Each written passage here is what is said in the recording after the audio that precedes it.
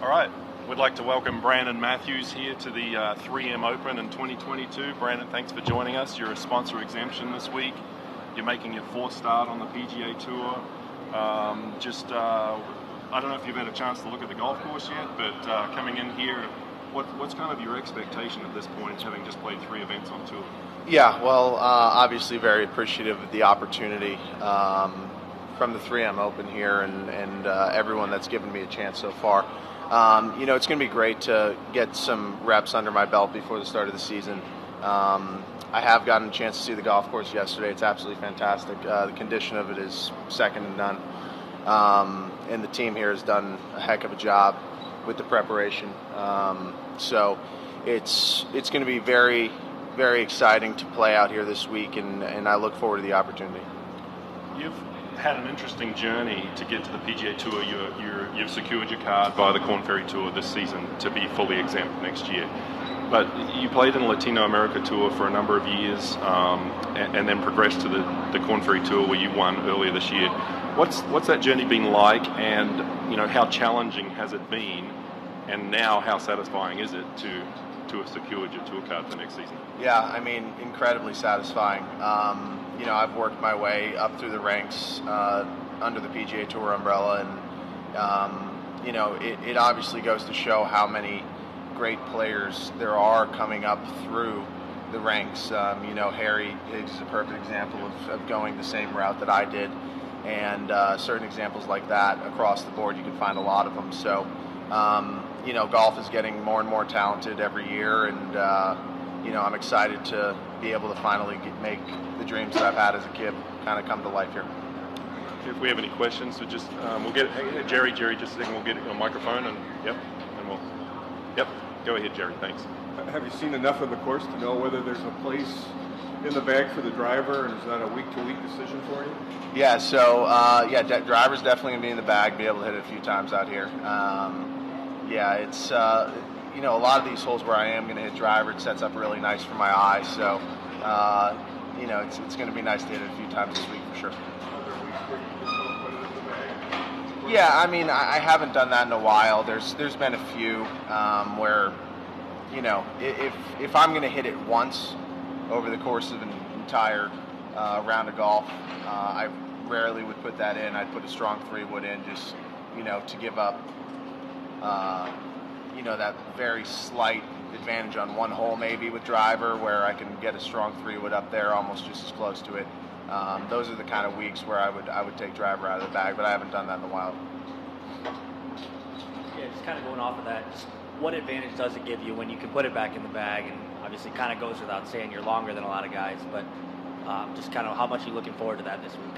Yeah, it's going to be great, but also, to that point, it's also an advantage when I can hit a 3-iron, 2-iron, 3-wood, whatever it is, up to the points where some guys are hitting a driver. So, using my length to an advantage in the proper way is kind of how I look at it, where I get my advantage. When did you realize that was a strength in your game? Like, how early in your life did you realize, like, I can hit it a little farther than other people? Pretty early. I mean, I played a lot of baseball. The fast hands kind of grew early, and I was hitting it pretty far when I was 12, 13 years old, so it was pretty early where I realized that. Will your dad be here this week? Unfortunately, not this week. Maybe if we get into contention, I'll get him a flight out here, and we can have some fun on the weekend, but we'll see. When you get your chances out here, do you find you draw a crowd at all from people who just want to stand behind you and see how far the trajectory of the ball is when you hit it? The support that I've gotten over the years playing golf from across the country, world, whatever it is, it's been tremendous. I'm incredibly thankful for the people that come out and support and watch me, and it's been a lot of fun. The viral moment from 3 years ago in Argentina, have you kept in touch with the guy? Yeah, we speak once in a while. Not as often as we did at obviously the first point when it happened, and quickly after that. But there's messages sent once in a great while, just checking in, kind of thing. When you come to a course like TPC Twin Cities, where the scoring is traditionally pretty low. Do you kind of salivate, or do you have that sort of feeling when you come to any golf course, just given your length and your, chance of making a lot of birdies? Yeah, I mean, I look at every golf course as a different kind of opportunity, and at the end of the day, if I can go out there and do what I need to do and play golf the way I play golf, no matter what golf course I kind of stand up on, I know that I'm going to be doing all right come Sunday as long as I stick to my game plan and execute. You made the cut at the US Open earlier this year. What was that experience like for you playing at the major championship? It was really cool. Teeing off afternoon on a Saturday in my first major was pretty great. Birdied the first hole. So I was in contention on an afternoon on a Saturday in my first major, so it gave me a lot of confidence. Unfortunately, things kind of didn't go my way from there, and the mental side kind of left a little bit, and doing that in the US Open doesn't really help a lot coming down the stretch. But it was a great experience. Definitely learned a lot from it, and looking forward to playing in many more majors coming up here. What's the winners here? Cam Champ, Matthew Wolff, does that give you kind of an inkling, a hint of what it's built for and whose game with the long hitters? Yeah, it definitely gives me confidence to see past champions here and who's played well. So, again, excited for the opportunity.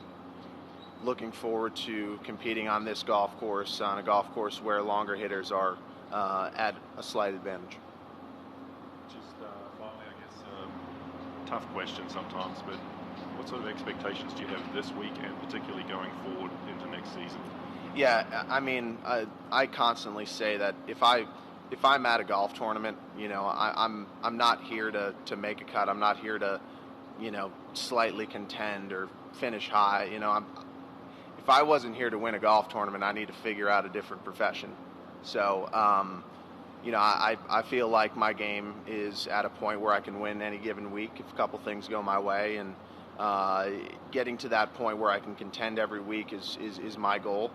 And if I play well this week, I like my chances of contending and finishing towards the top there. You mentioned Terry Higgs earlier. Is there any player you'd like to model your game after, or any player that you've kind of sought advice going into this week? Yeah, I mean, I'm kind of in that generation where, everyone idolized Tiger. So, I grew up kind of looking at things he did, obviously, and he's an inspiration to, I think, everyone. Especially my generation. So, I've always tried to look at his game and try to pick little things from his game out. The way he carries himself and mentally, kind of, you can just see the look in his eyes when he gets into contention. It's just different.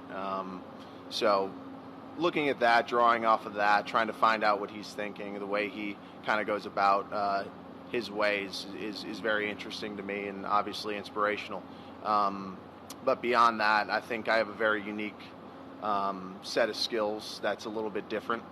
I've grinded really hard on my short game with my short game coach Brian Simmons, my swing with my swing coach Dale Gray, putting with Todd Sones now. He's been a tremendous help, and all of that has improved tremendously to the point where we're getting really close to getting exactly where we need to be, and that was my goal, to be ready and have a game that can be in contention week to week on the PGA Tour come this fall. Brandon, just a couple more. Last week I noticed you were 10 under through 3 rounds in Springfield, Illinois, in the Korn Ferry Tour event, but withdrew. What was the reason for that? Was there anything that needs any concern? No concern. I was in the gym in the morning and was looking at the weather, and it was kind of one of those 50-50 things where we really didn't know if we were going to play that day. The storm system was kind of hovering. Didn't look like it was going to exit until mid-afternoon, really. So I kind of made the decision early to come up here and make sure I was rested, because I might not have gotten in until 4 a.m. Early Monday morning, and I had to play the Pro-Am on Monday up here, and the position I was in, obviously if I was in contention I would have stayed, but it was just a position with how low the scores were that week. It was not feasible for me to win that golf tournament. So. And was that decision made specifically, as a sponsor exemption and some of the commitments that sponsor exemptions have in a tournament? Like I believe you maybe did something this morning. Is Is that something to do with it as well? Or? Yeah, but you know, at the end of the day, like I said, if I was in contention, they're going to be very understanding with me staying. But you know, I'm very fortunate to be here this week, and I understand that. The commitments that I have are very easy compared to the opportunity that I have this week. So to come up here and do these little small things, you know, I'm just very fortunate to be here, and I'm more than happy to do everything. And like I said, the position that I was in, I really didn't have a chance to win the golf tournament. If I had a chance to win the golf tournament, I would have stayed, and obviously they would understand that. Appreciate your time and good luck this week. Thank you. Thanks for coming in. Thanks, guys.